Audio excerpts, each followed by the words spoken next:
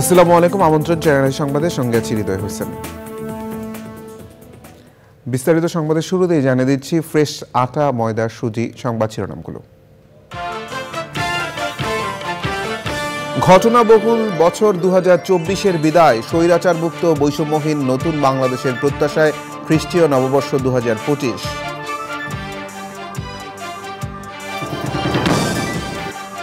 বিদ্যুৎ লাইনের লুজ কানেকশনে সচিবালয়ে আগুন, তথ্য কোনো ব্যক্তির সংশ্লিষ্টতা খুঁজে পাওয়া যায়নি, জানালেন স্বরাষ্ট্র সচিব। 15 জানুয়ারির মধ্যে জুলাই বিপ্লবের ঘোষণাপত্র দিতে সরকারকে আলটিমেটাম, 72-এর সংবিধান মৌলিক চাহিদা পূরণে ব্যর্থ দাবি। শিক্ষা প্রতিষ্ঠানকে সন্ত্রাসী, চাঁদাবাজ মুক্ত করতে জামায়াতের আমিরের আহ্বান, 14 বছর পর প্রকাশ্যে ছাত্র শিবিরের সদস্য সম্মেলন।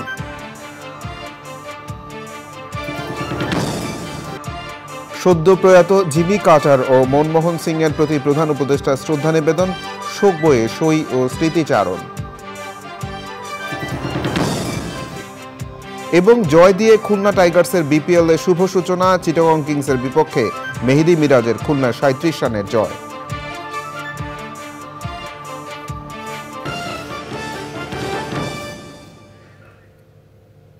এছাড়াও নিটল টাটা বিশেষ সংবাদে যা থাকছে।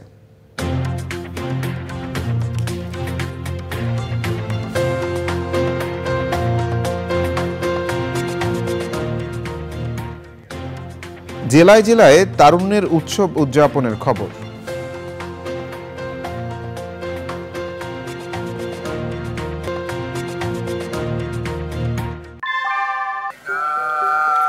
অনেকদিন থেকে আমার ইচ্ছা ছিল যে গিটার শিখবো। আমি যেহেতু স্টুডেন্ট, একবারে এতগুলো টাকাও ম্যানেজ করা সম্ভব হবে না। জানতে পারলাম বাবার মাধ্যমে যে বিকাশে সেভিংস করা যায়। সেভিংসটা ফুল হয়ে গেল।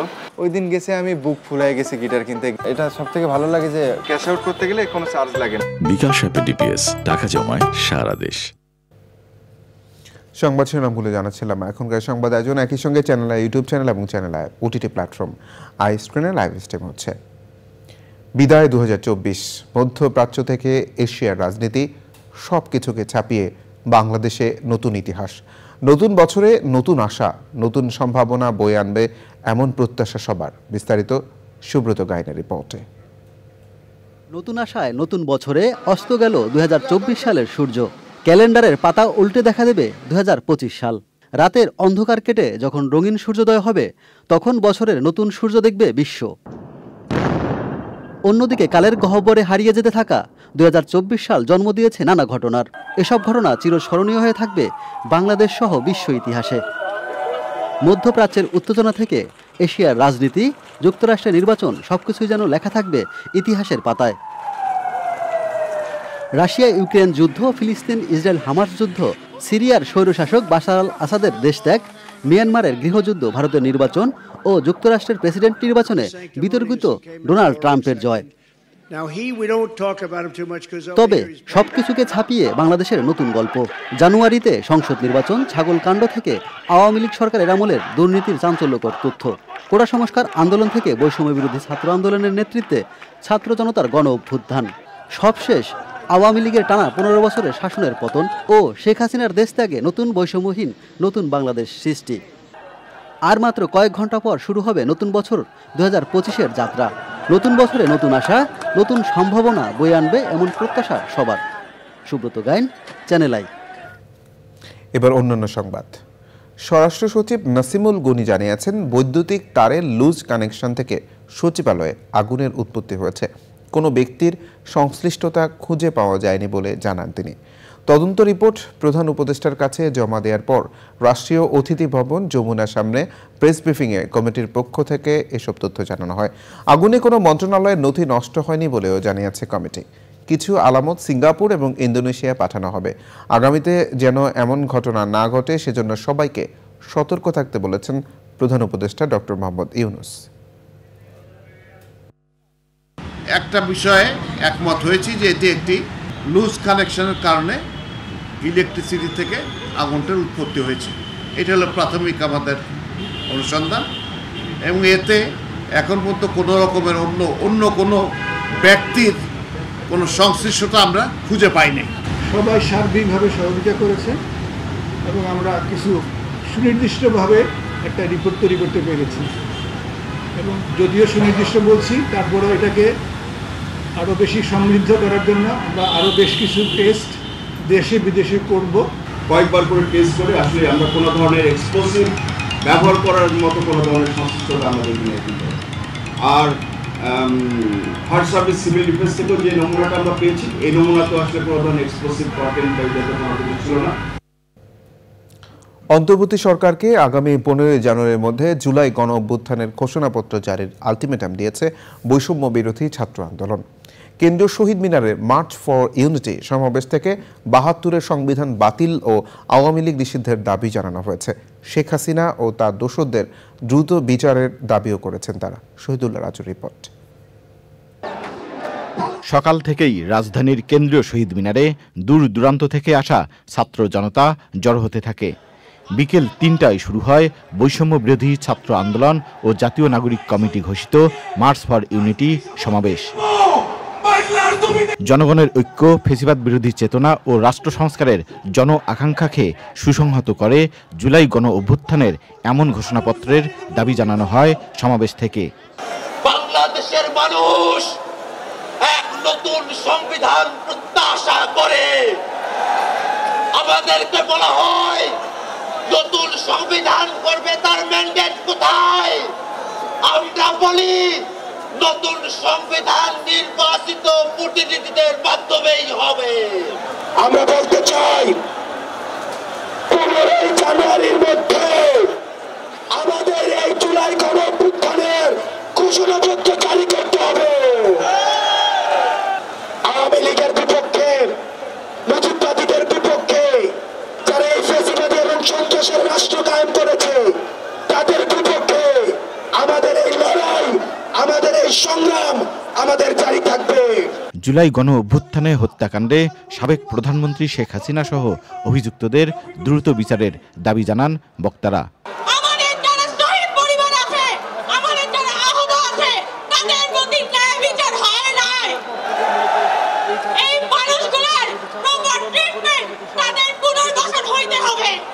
আমাদের এই বাংলাদেশ সকল দেশের সাথে বন্ধুত্বপূর্ণ পররাষ্ট্রনীতিতে যাবে, কিন্তু সেই বন্ধুত্বপূর্ণ পররাষ্ট্রনীতির সুযোগে কেউ যদি মাথায় উঠে বসে, আমরা তাকে মাথা থেকে মাটিতে ফেলে দিতে বিন্দুমাত্র দ্বিধা করব না। যে কোনো মূল্যে ফ্যাসিবাদ প্রতিরোধের ঘোষণা দেওয়া হয় সমাবেশ থেকে।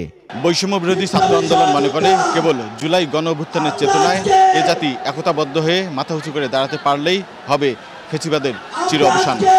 কেন্দ্রীয় শহীদ মিনার থেকে শহীদুল্লাহ রাজু, চ্যানেল আই। বৈষম্য বিরোধী ছাত্র আন্দোলনের মার্চ ফর ইউনিটি সমাবেশে যোগ দিয়েছে দেশের বিভিন্ন এলাকার ছাত্র জনতা। 72-এর সংবিধান বাতিল চেয়ে তারা বলেন, বিদ্যমান সংবিধান মানুষের মৌলিক চাহিদা পূরণ করছে না।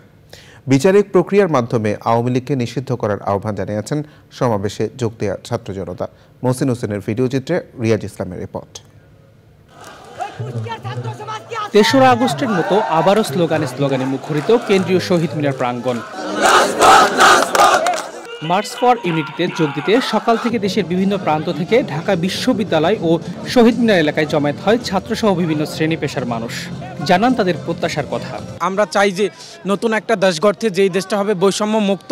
যে ঘোষণাপত্র আসবে সেখানে আমরা চাই তারা আমাদের দেশ পুনর্গঠন নিয়ে কিছু তাদের গুরুত্বপূর্ণ পয়েন্ট তুলে ধরবে।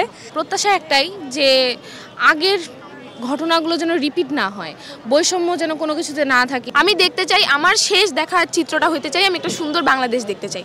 মার্চ ফর ইউনিটির সমর্থনে জুলাই আগস্টের আহত ও নিহতদের পরিবাররা বলেন, সরকারের উচিত দ্রুত শহীদ ও আহতদের তালিকা প্রকাশ করা। কোমোতে ছিলাম 45 দিন, পরে আমার ডান পা কেটে ফেলতে হয় চিকিৎসা নেওয়ার পরে। এই রাষ্ট্রের কাছে আমাদের একটাই চাওয়া, আমরা যাতে আমাদের ছেলেদের যাতে ফাঁসির রায়টা যাতে আমরা শুনতে পারি। যারা স্বৈরাচারকে পুনর্বাসনের চেষ্টা করছে, প্রয়োজনে তাদেরও প্রতিহত করার হুঁশিয়ার করেন তারা। রিয়াজ ইসলাম, চ্যানেল আই, ঢাকা। বাগেরহাটের মোল্লাহাটে বৈষম্য বিরোধী ছাত্র আন্দোলনের মার্চ ফর ইউনিটির গাড়ি বহরে হামলার ঘটনা ঘটেছে। সকালে খুলনা মহানগর থেকে শিক্ষার্থীদের বহনকারী 25টি বাস ঢাকার উদ্দেশ্যে যাত্রা করে। বাগেরহাটের মোল্লাহাট মাদ্রাসা ঘাট এলাকায় পৌঁছালে স্থানীয় সন্ত্রাসীরা গাড়ি লক্ষ্য করে ইট পাটকেল নিক্ষেপ করে এবং গাড়ি থামিয়ে কয়েকজনকে মারধর করে। পরে শিক্ষার্থীরা প্রতিরোধ গড়ে তুললে দুই পক্ষে সংঘর্ষ হয়। ঘণ্টাব্যাপী সংঘর্ষে কমপক্ষে 20 জন আহত হন।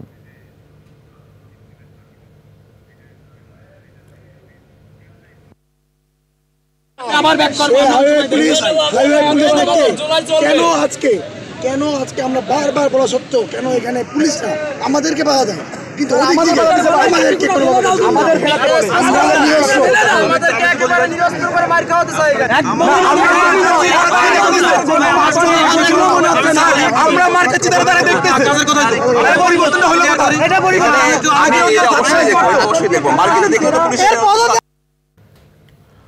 গণ অধিকার পরিষদের সভাপতি নুরুল হক নূর বলেছেন, ৭২-এর সংবিধান অস্বীকার করার কোনো উপায় নেই। এমনকি ৭১ সালের মুক্তিযুদ্ধের সাথে ২০২৪-এর অভ্যুত্থানকে তুলনা করা যাবে না।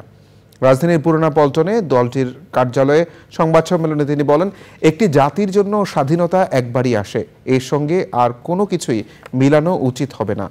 ৫ই আগস্টের পর সাংবাদিকদের চাকরিচ্যুতি, হত্যা মামলা দিয়ে হয়রানি, ব্যাংক হিসাবের তথ্য চেয়ে নাজেহাল করার তীব্র সমালোচনা করেন সাবেক এই ছাত্রনেতা। গণ অধিকার পরিষদের 2 অংশের একসাথে হওয়া উপলক্ষে সংবাদ সম্মেলনটি আয়োজিত হয়। মুক্তিযুদ্ধের পরের সংবিধানকে তো আমরা অস্বীকার করতে পারবো না, মুক্তিযুদ্ধকে তো আমরা অস্বীকার করতে পারবো না। একটা জাতি জীবনে একবারই স্বাধীন হয়, ৭১-কে অস্বীকার করার কোনো উপায় নেই। আর ২৪ কিংবা ১৮ কিংবা ৯০ এর সাথে কিন্তু ৭১-এর তুলনা হয় না। ৭১ আমাদের জন্ম হয়েছে। এখন গণহারে যাকে তাকে ফ্যাসিবাদের দোসর, আওয়ামী লীগের দোসর বলে অনেক হাউসে আপনার চাকরিচ্যুত করার জন্য চাপ প্রয়োগ করা হচ্ছে, অনেক সাংবাদিককে মিথ্যা মামলা দেওয়া হচ্ছে ব্যক্তিগত স্বার্থের কারণে। এই ঘটনাগুলোর আমরা নিন্দা জানাই এবং সাংবাদিকদেরকে যেন হয়রানি না করা হয়। প্রধান নির্বাচন কমিশনার এএমএম নাসির উদ্দিন বলেছেন, নির্বাচন ব্যবস্থা সংস্কার কমিশনের রিপোর্ট পেলে নির্বাচন কবে হবে এ সম্পর্কে ধারণা করা যাবে। নির্বাচন কমিশনের পক্ষ থেকে এখনও নির্বাচনের সময় ঠিক করা হয়নি বলেও জানান তিনি। কুমিল্লায় আঞ্চলিক নির্বাচন কর্মকর্তাদের সাথে মত বিনিময় উপলক্ষে সাংবাদিকদের সিইসি আরও জানান, প্রধান উপদেষ্টার দেয়া সময় অনুযায়ী নির্বাচনী প্রস্তুতি গ্রহণ করা হচ্ছে। আবুল কাশেম হৃদয়ের তথ্য ও ভিডিও চিত্রে জান্নাতুল বাকে কিকার রিপোর্ট। কুমিল্লায় আঞ্চলিক নির্বাচন কর্মকর্তার কার্যালয়ে নির্বাচন কর্মকর্তাদের সাথে মতবিনিময় সভা। প্রধান নির্বাচন কমিশনারের কাছে নির্বাচন কবে হবে এই বিষয়ে বিভিন্ন প্রশ্ন করেন গণমাধ্যম কর্মীরা। প্রধান নির্বাচন কমিশনার বলেন, বড় রাজনৈতিক দলগুলো প্রথম থেকেই দাবি করে আসছে জাতীয় সংসদ নির্বাচন। তারা স্থানীয় সরকার নির্বাচনের কথা বলেনি, তাই স্থানীয় সরকার নির্বাচন নয়, বরং জাতীয় সংসদ নির্বাচনকে সামনে রেখেই প্রস্তুতি নিচ্ছে কমিশন। আমরা মাননীয় প্রধান উপদেষ্টা যে ইঙ্গিত দিয়েছেন ওনার 16 তারিখের বক্তৃতায়, সেটার আলোকেই প্রস্তুতি নিচ্ছি। কারণ অনেকগুলো সংস্কার কমিশনের রিপোর্ট আসবে, আমাদের ইলেকশন কমিশনের সংস্কার কমিশন আছে, বা ক্যামেরা সিস্টেমের কথা বলছে, কেউ আবার প্রফেশনাল রিপ্রেজেন্টেশনের কথা বলছে, জানি না রিপোর্টে কি আসে। এই জন্য সংস্কার কমিশনের রিপোর্টগুলো পেলে হয়তো একটা আন্দাজ করা যাবে যে কবে নাগাদ ইলেকশন হতে পারে। সিসি বলেন, সুষ্ঠু ও গ্রহণযোগ্য নির্বাচন করতে জাতির কাছে তারা প্রতিশ্রুতিবদ্ধ। আমরা সত্যিকারের একটা ক্রেডিবল ইলেকশন জাতিকে উপহার দিতে চাই। মানুষ যখন আমাদের কর্মকাণ্ড দেখবে, আস্তে আস্তে গ্র্যাজুয়ালি তারা আস্থা আমাদের দিকে উপর আস্থা রাখতে শুরু করবে। আমরা একটা সুষ্ঠু, সুন্দর, গ্রহণযোগ্য নির্বাচন দিতে জাতির কাছে প্রতিশ্রুতিবদ্ধ, একদম প্রতিশ্রুতিবদ্ধ। এবং আমরা এই আমাদের প্রতিশ্রুতি বাস্তবায়নের জন্য 16 আনা আমাদের চেষ্টা অব্যাহত রাখবো, সবার সহযোগিতা নিয়ে। কুমিল্লার আঞ্চলিক নির্বাচন কর্মকর্তা মোহাম্মদ দুলাল তালুকদারের সভাপতিত্বে আঞ্চলিক নির্বাচন কর্মকর্তা এবং কুমিল্লা অঞ্চলের সব পর্যায়ের নির্বাচন কর্মকর্তারা সভায় অংশ নেন। জান্নাতুল বাকা কিকা, চ্যানেল আই, ঢাকা। জামায়াত ইসলামের আমির ডাক্তার শফিকুর রহমান বলেছেন, আওয়ামী লীগ রাজনৈতিক দল নয়, এরা সন্ত্রাসী দল। ক্ষমতায় থাকলেও হত্যা করে, না থাকলেও হত্যা করে। রাজধানীর সোহরাওয়ার্দী উদ্যানে ইসলামী ছাত্র শিবিরের সদস্য সম্মেলনে প্রধান অতিথির বক্তব্যে তিনি এসব কথা বলেন। জামায়াতের সেক্রেটারি জেনারেল বলেন, যারা জামায়াত ইসলামীকে ব্যাংক লুটেরা ও চাঁদাবাজ বলে, তারা যেন নিজেদের চেহারা আয়নায় দেখে নেয়। বিস্তারিত তাফিমুল ইসলামের রিপোর্টে। দীর্ঘ প্রায় 14 বছর পর প্রকাশ্যে বাংলাদেশ ইসলামী ছাত্র শিবিরের কেন্দ্রীয় সদস্য সম্মেলন। সারা দেশ থেকে আসা দলটির শপথধারী 7,000 সদস্য ও জামাতের শীর্ষ নেতাসহ ছাত্র সংগঠনের প্রতিনিধি ও বিশ্বের বিভিন্ন দেশের ছাত্র প্রতিনিধিরা উপস্থিত ছিলেন। ছাত্র শিবিরের নেতাকর্মীদের দেশের জন্য আরও বেশি কাজ করার আহ্বান জানিয়ে জামায়াতের সেক্রেটারি জেনারেল বলেন, কারা দখলদার আয়নায় মুখ দেখলেই বোঝা যাবে। যারা শিবিরকে জামাতকে চাঁদাবাজ, ব্যাংক লুট আর রক্ষাটার অপবাদ দেন, তাদের কাছে বলবো আয়নার সামনে দাঁড়িয়ে নিজের চেহারাটা আপনারা একটু দেখুন। অনুষ্ঠানে উপস্থিত হয়ে বৈষম্য বিরোধী ছাত্র আন্দোলনের অন্যতম সমন্বয়ক সাজ্জিস আলম বলেন, ফ্যাসিবাদ মুক্তের অন্যতম সহযোদ্ধা ছাত্র শিবির। এই অভ্যুত্থানের রাজপথে থাকা, পরামর্শ দেওয়া, গুরুত্বপূর্ণ পদক্ষেপে সহযোদ্ধার মতো ভূমিকায় থাকার কাজগুলো করেছিল বাংলাদেশ ইসলামী ছাত্র শিবির। শিক্ষা প্রতিষ্ঠানগুলোকে সন্ত্রাস চাঁদাবাজ মুক্ত করতে হবে জানিয়ে বিগত সরকার সম্পর্কে কথা বলেন জামায়াতে ইসলামীর আমির। তারা ক্ষমতায় থাকলেও হত্যাকারী, ক্ষমতার বাইরে থাকলেও হত্যাকারী। যখন প্রতিপক্ষ পায় না তখন নিজের দলের লোকদেরকে হত্যা করে। এরা রাজনৈতিক দল হতে পারে না। যারা ক্ষমতায় বসে দায়িত্ব জ্ঞানহীনতার পরিচয় দেয়, দায়িত্বশীলতার পরিচয় দিতে পারে না, নিজের দেশের মানুষকে হত্যা করে গদি রক্ষার জন্য, তারা কখনো রাজনৈতিক দল হতে পারে না। বিভিন্ন রাজনৈতিক দলের নেতারা বলেন, ফ্যাসিবাদের দোষরদের চিহ্নিত করে আইনের আওতায় আনতে হবে, তাহলে সব ষড়যন্ত্র মোকাবেলা করা যাবে। ইসলামী ছাত্র শিবিরের আজকের এই সম্মেলনে তৃণমূল পর্যায়ে নেতাকর্মীদের বার্তা দেওয়ার পাশাপাশি মেধা ও যোগ্যতার মধ্য দিয়ে সকল প্রকার প্রপাগান্ডাকে রুখে দেওয়ার আহ্বান জানিয়েছেন কেন্দ্রীয় ছাত্র শিবির। তাফহিমুল ইসলাম, চ্যানেল আই, ঢাকা। 2025 সালের জন্য বাংলাদেশ ইসলামী ছাত্র শিবিরের কেন্দ্রীয় সভাপতি নির্বাচন ও সেক্রেটারি জেনারেল মনোনয়ন সম্পন্ন হয়েছে। সারা দেশের সদস্যদের অনলাইন ভোটে কেন্দ্রীয় সভাপতি হিসেবে নির্বাচিত হয়েছেন জাহিদুল ইসলাম, আর সেক্রেটারি জেনারেল মনোনীত হয়েছেন নুরুল ইসলাম সাদ্দাম। নতুন সভাপতি জাহিদুল ইসলাম এর আগে সেক্রেটারি জেনারেল হিসেবে দায়িত্ব পালন করেছেন। তিনি জগন্নাথ বিশ্ববিদ্যালয় থেকে ইংরেজিতে অনার্স ও মাস্টার্স সম্পন্ন করে বর্তমানে একটি বেসরকারি বিশ্ববিদ্যালয়ে MBA করছেন। নতুন সেক্রেটারি জেনারেল খুলনা বিশ্ববিদ্যালয় থেকে অনার্স ও মাস্টার্স সম্পন্ন করে বর্তমানে ঢাকা বিশ্ববিদ্যালয়ে মাস্টার্স করছেন। অন্তর্বর্তী সরকারের প্রধান উপদেষ্টা অধ্যাপক মোহাম্মদ ইউনুস সদ্য প্রয়াত মার্কিন যুক্তরাষ্ট্রের প্রেসিডেন্ট ও নোবেল বিজয়ী জিমি কার্টার এবং ভারতের সাবেক প্রধানমন্ত্রী মনমোহন সিং এর প্রতি শ্রদ্ধা জানিয়েছেন। সকালে অধ্যাপক ইউনুস ঢাকায় ভারতীয় হাইকমিশনে গিয়ে প্রয়াত ভারতীয় প্রধানমন্ত্রীর প্রতিকৃতিতে শ্রদ্ধা নিবেদন করেন। হাইকমিশনে খোলা শোক বইয়ে শোক বার্তাও লিখেন তিনি। দেশটির প্রয়াত প্রধানমন্ত্রীর মৃত্যুতে 7 দিনের শোক পালন করছে ভারত। ভারতীয় হাইকমিশনার প্রণয় কুমার ভার্মা সকালে বাড়িধারায় হাইকমিশনের প্রধান উপদেষ্টাকে স্বাগত জানান। অধ্যাপক ইউনুস হাইকমিশনারের সাথে সংক্ষিপ্ত কথা বলেন এবং তার দীর্ঘদিনের বন্ধু মনমোহন সিং এর সাথে স্মৃতির কথা বলেন। এরপর প্রধান উপদেষ্টা মার্কিন যুক্তরাষ্ট্রের সাবেক রাষ্ট্রপতি এবং সহকর্মী নোবেল বিজয়ী জিমি কার্টারের প্রতি গভীর শ্রদ্ধা নিবেদন করতে বাড়িধারায় যুক্তরাষ্ট্রের দূতাবাসে যান। প্রধান উপদেষ্টা সেখানে প্রয়াত রাষ্ট্রপতির প্রতিকৃতিতে পুষ্পস্তবক অর্পণ করেন এবং মার্কিন দূতাবাসে খোলা শোক বইতে একটি শোক বার্তা লেখেন। দূতাবাসে প্রধান উপদেষ্টাকে স্বাগত জানান US চার্জ দ্য অ্যাফেয়ার্স মেগান বোল্টিন। দূতাবাসে তার সংক্ষিপ্ত অবস্থানের সময় প্রধান উপদেষ্টা তার দীর্ঘ বন্ধুত্বের কথা স্মরণ করে বোল্টিনকে বলেন তিনি জর্জিয়ায় কাতারের বাড়িতে গিয়েছিলেন। প্রধান উপদেষ্টা বলেন কাতার মানবাধিকার, গণতন্ত্র এবং শান্তির জন্য গোটা বিশ্বে পরিচিত ছিলেন। বাংলাদেশ ও যুক্তরাষ্ট্রের মধ্যে শক্তিশালী দ্বিপাক্ষিক সম্পর্ক গড়ে তোলার জন্য প্রেসিডেন্ট কার্টারের প্রচেষ্টারও প্রশংসা করেন প্রধান উপদেষ্টা। দূষণমুক্ত দেশ ও ঢাকা বিশ্ববিদ্যালয় ক্যাম্পাস বিনির্মাণে আতশবাজি থেকে বিরত থাকার আহ্বান জানিয়েছেন ঢাকা বিশ্ববিদ্যালয়ের উপাচার্য অধ্যাপক নিয়াজ আহমদ খান। সকালে সার্বিক সচেতনতা তৈরির অংশ হিসেবে আয়োজিত সেমিনার ও শোভাযাত্রায় যোগ দিয়ে সবাই পরিবেশ বান্ধব উদযাপনে প্রত্যয় জানান। বিভিন্ন ব্যানার ফেস্টুনে উঠে আসে দূষণের ভয়াবহতা ও করণীয়। ভবিষ্যতে বাসযোগ্য আবাস নিশ্চিতে প্রকৃতি ও জীববৈচিত্র্য সংরক্ষণে তাগিদ দেন সবাই।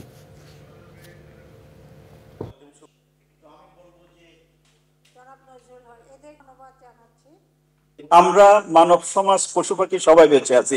এখন এই ইকোসিস্টেম সার্ভিস গুলো যদি ব্যাহত হয়, ইকোসিস্টেমের স্বাস্থ্য যদি ঝুঁকিপূর্ণ হয়ে যায়, তাহলে আমরা অ্যাজ এ হোল মানব সমাজ, সভ্যতা সবাই ঝুঁকিতে পড়ব। এর কুপ্রভাব পরীক্ষিত, এর নেতিবাচক অভিঘাত পরীক্ষিত। শব্দ দূষণ, বায়ু দূষণ, জমি বা ভূমি দূষণ, স্বাস্থ্যের উপরে ভয়ানক অভিঘাত পরীক্ষিত। মানুষ হিসেবে আমাদের বৃহত্তর সমাজ এবং প্রকৃতির প্রতি দায় আছে। এবার বিপিএল আপডেট। এসো দেশ বদলাই,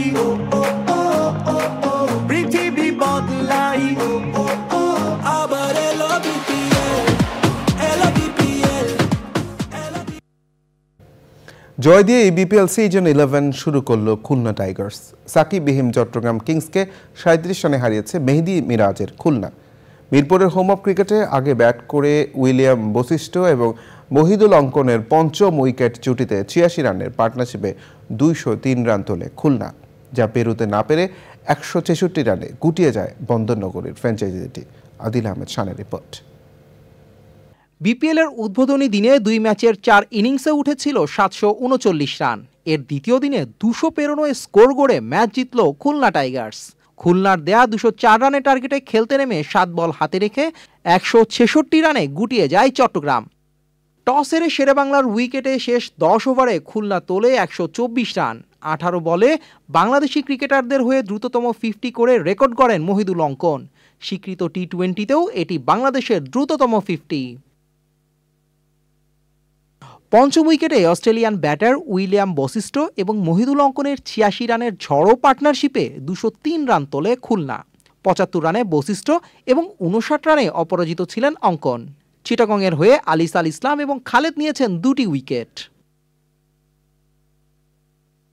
জবাবে শুরু থেকেই নড়বড়ে চিটাগং, নাটকও কম হয়নি। ব্যাটিংয়ে নামতে দেরি হওয়ায় বিপিএলে টাইমড আউটের মতো ঘটনার সাক্ষীও হতে গিয়েছিল টম ও'কনেল। তবে খুলনার অধিনায়ক মেহেদী মিরাজের স্পোর্টিং স্পিরিটে রক্ষা পায় কিংসের এই ব্যাটার, তবে পরের বলেই আউট হন তিনি।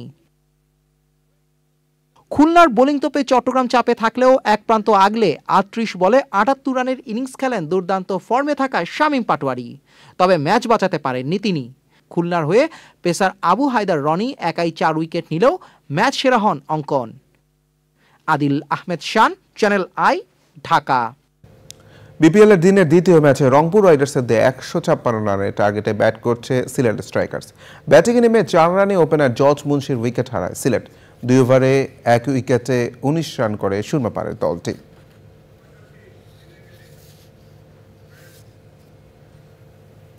এই মুহূর্তে সিলেটের সংগ্রহ 3 উইকেটে 65 রান। সংবাদের এই পর্যায়ে বিরতি নিচ্ছি, আর বিরতির পর জানিয়ে ফিরছি। সাউথ কোরিয়ার অভিশংসিত প্রেসিডেন্টের বিরুদ্ধে সিওলের আদালতে গ্রেফতারি পরোয়ানা, সামরিক আইন জারির অভিযোগ।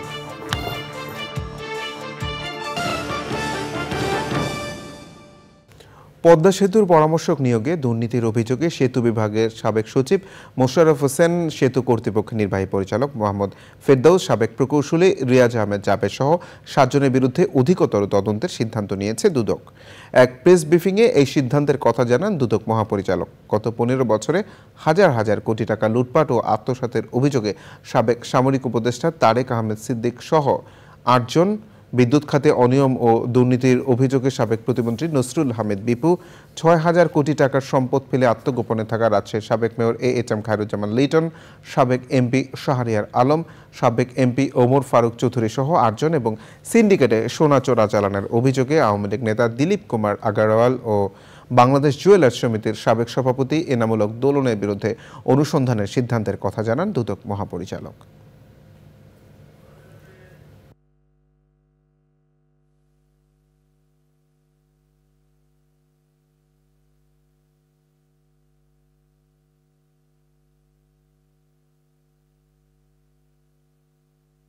মামলা প্রমাণের সহায়ক গুরুত্বপূর্ণ তথ্যাদি পাওয়া না যাওয়ার কারণে এই মামলাটি তখন এফআরটি দেওয়া হয়েছিল। ইতিমধ্যে নতুন এবং আরও গুরুত্বপূর্ণ তথ্যাদি বিভিন্ন উৎস থেকে কমিশন প্রাপ্ত হয়েছে, সেই প্রেক্ষিতেই মামলাটি অধিকতর তদন্তের সিদ্ধান্ত গৃহীত হয়েছে। সাউথ কোরিয়ার সামরিক আইন জারির ঘটনায় অভিশংসিত প্রেসিডেন্ট ইয়ন সুক ইয়লের বিরুদ্ধে গ্রেফতারি পরোয়ানা জারি করেছেন সিওলের একটি আদালত। দেশটির উচ্চপদস্থ কর্মকর্তাদের দুর্নীতি তদন্তে দায়িত্বে থাকা সংস্থা CIO জানিয়েছে, সামরিক আইন জারিকে কেন্দ্র করে তদন্তকারীদের অনুরোধে সাবেক প্রেসিডেন্ট ইয়নের বিরুদ্ধে গ্রেফতারি ও তল্লাশি পরোয়ানা জারি করা হয়েছে। ৩রা ডিসেম্বর আকস্মিকভাবে সামরিক আইন জারির ঘোষণা দেন ইয়ন। পরপরই তা প্রত্যাহার করা হয়। এই ঘটনার কয়েকদিনের মধ্যে তাকে বরখাস্ত করে সাউথ কোরিয়ার পার্লামেন্ট। আইস্ক্রিন সাংস্কৃতিক সংবাদ।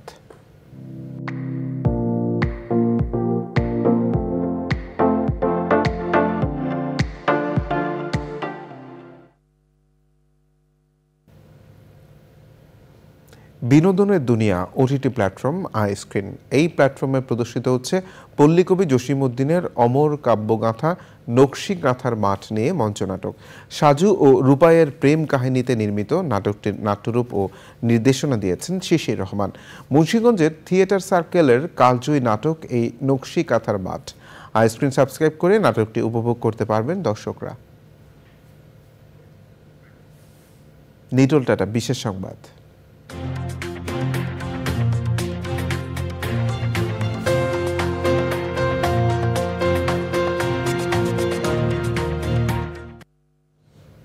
এসো দেশ বদলাই পৃথিবী বদলাই, এই প্রতিপাদ্য নিয়ে সারা দেশে উদযাপিত হচ্ছে তারুণ্যের উৎসব। জুলাই আগস্টের বিপ্লবের অনুপ্রেরণায় উজ্জীবিত হয়ে এই উৎসব চলবে 19শে ফেব্রুয়ারি পর্যন্ত। প্রধান উপদেষ্টার দপ্তরের তত্ত্বাবধানে যুব ও ক্রীড়া মন্ত্রণালয়ের উদ্যোগে সরকারের বিভিন্ন দপ্তর সমন্বিতভাবে এই কর্মসূচি বাস্তবায়ন করছে। নাটোরের র্যালি ও আলোচনা সভার মধ্য দিয়ে তারুণ্যের উৎসব হয়েছে। র্যালি শেষে আলোচনা সভায় অংশ নেন জেলা প্রশাসক আসমা শাহীন, অতিরিক্ত পুলিশ সুপার একরামুল হক, বিভিন্ন দপ্তরের সরকারি কর্মকর্তা ও শিক্ষার্থীরা। জয়পুরহাটে তারুণ্যের উৎসব উদযাপন উপলক্ষে র্যালি বের করা হয়। র্যালিতে নেতৃত্ব দেন জেলা প্রশাসক আফরোজা আক্তার চৌধুরী। নীলফামারীতে তারুণ্যের উৎসবের উদ্বোধন করেন জেলা প্রশাসক মোহাম্মদ নাহিরুজ্জামান। উপস্থিত ছিলেন অতিরিক্ত জেলা প্রশাসক মোহাম্মদ ফারুক আল মাসুদ, সাইদুল ইসলাম, অতিরিক্ত পুলিশ সুপার মুস্তাফা। কৃষি সংবাদ।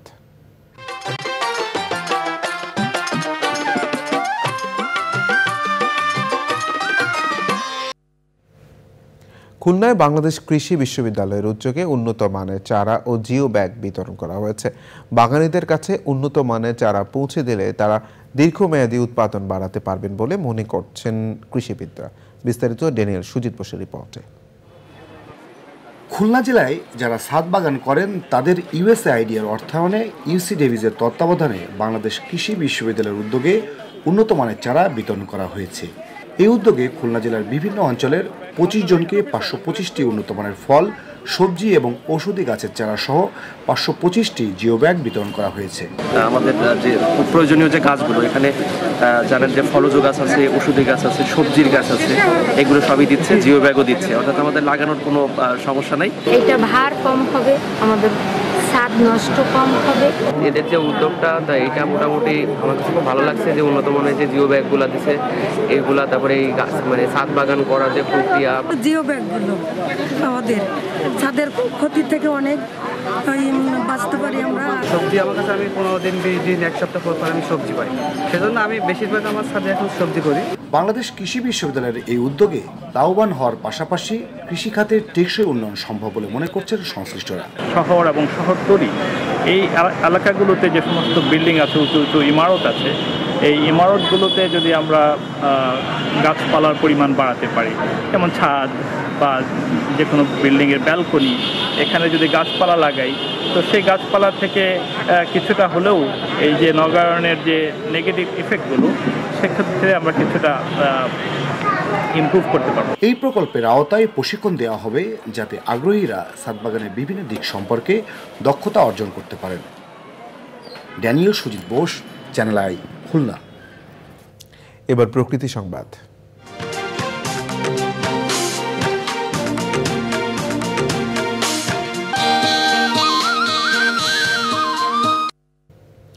দেশে খ্রিস্টীয় নববর্ষে আতশবাজি ও ফানুস পোড়ানোর কারণে বাড়ছে শব্দ দূষণ ও বায়ু দূষণ। বিরূপ প্রতিক্রিয়ায় পাখিসহ অন্যান্য জীববৈচিত্র্যের প্রতি যেমন হুমকি তৈরি করছে, তেমনি ঝুঁকিতে জনস্বাস্থ্য। দীর্ঘমেয়াদে পরিবেশ ও বাস্তুতন্ত্রের ক্ষতি পোষাতে পরিবেশ বান্ধব প্রযুক্তি ও জনসচেতনতায় গুরুত্ব আরোপ করেছেন বিশেষজ্ঞরা। সাবরিনা হাসানের রিপোর্ট।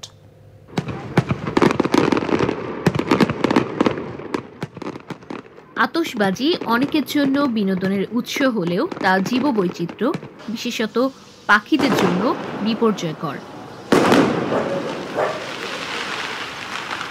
পরিবেশ প্রতিবেশে দূষণ ছড়ানোর পাশাপাশি শিশু, বয়স্ক তথা জনস্বাস্থ্যেও ফেলে বিরূপ প্রভাব।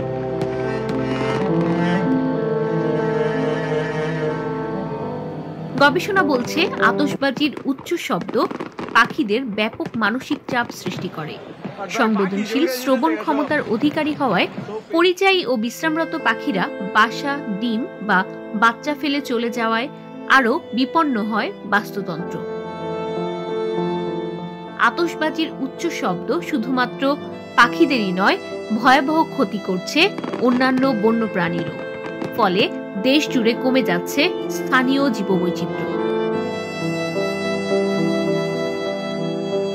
আতশবাজি থেকে নির্গত গ্যাস যেমন সালফার ডাইঅক্সাইড, কার্বন ডাইঅক্সাইড এবং ক্ষুদ্র কণিকাগুলো বায়ুমানের ওপর খারাপ প্রভাব ফেলে।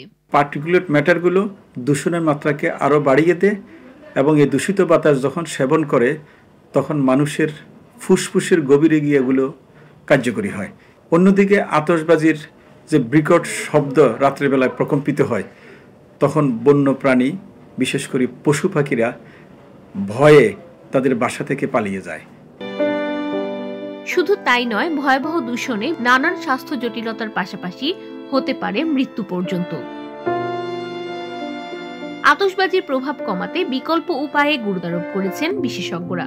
এক্ষেত্রে পরিবেশ বান্ধব প্রযুক্তির পাশাপাশি দরকার সার্বিক জনসচেতনতা। বায়ুমণ্ডলীয় দূষণ অধ্যয়ন কেন্দ্র ক্যাপসের তথ্য মতে 2017 থেকে 2024 পর্যন্ত গত 7 বছরে নববর্ষ উদযাপনের কারণে বায়ু দূষণ বেড়েছে 19%। Sabrina Hasan, channel I. Pubali bank বাণিজ্য সংবাদ।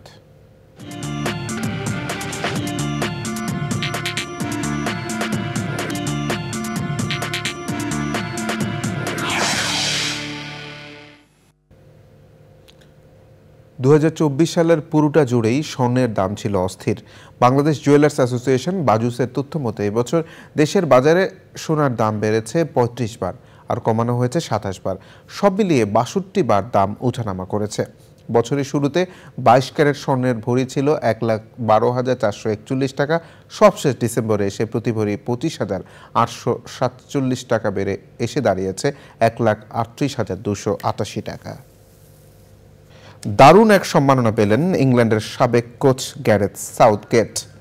নাইটহুড উপাধি দেওয়া হয়েছে তাকে। এখন থেকে তার নামের শুরুতে বসবে স্যার।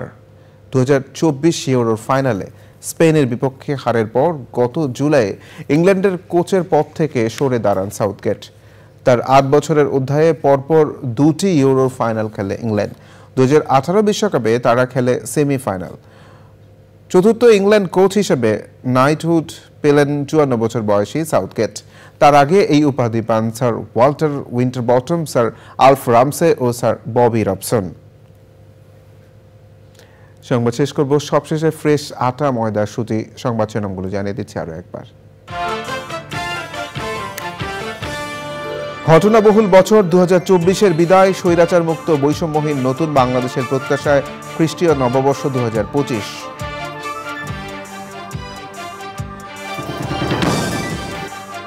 বিদ্যুৎ লাইনের লুজ কানেকশনে সচিবালয়ে আগুন, তথ্য কোনো ব্যক্তির সংশ্লিষ্টতা খুঁজে পাওয়া যায়নি জানালেন স্বরাষ্ট্র সচিব।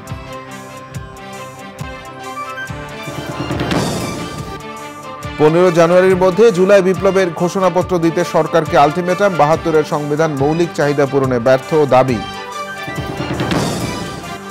শিক্ষা প্রতিষ্ঠানকে সন্ত্রাসী চাঁদাবাজ মুক্ত করতে জামায়াতের আমিরের আহ্বান, 14 বছর পর প্রকাশ্যে ছাত্র শিবিরের সদস্য সম্মেলন।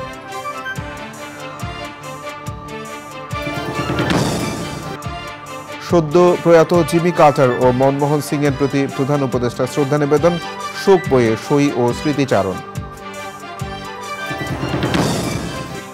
এবং জয় দিয়ে খুলনা টাইগার্সের বিপিএল এর শুভ সূচনা, চিটাগং কিংসের বিপক্ষে মেহেদী মিরাজের খুলনার 37 রানের জয়।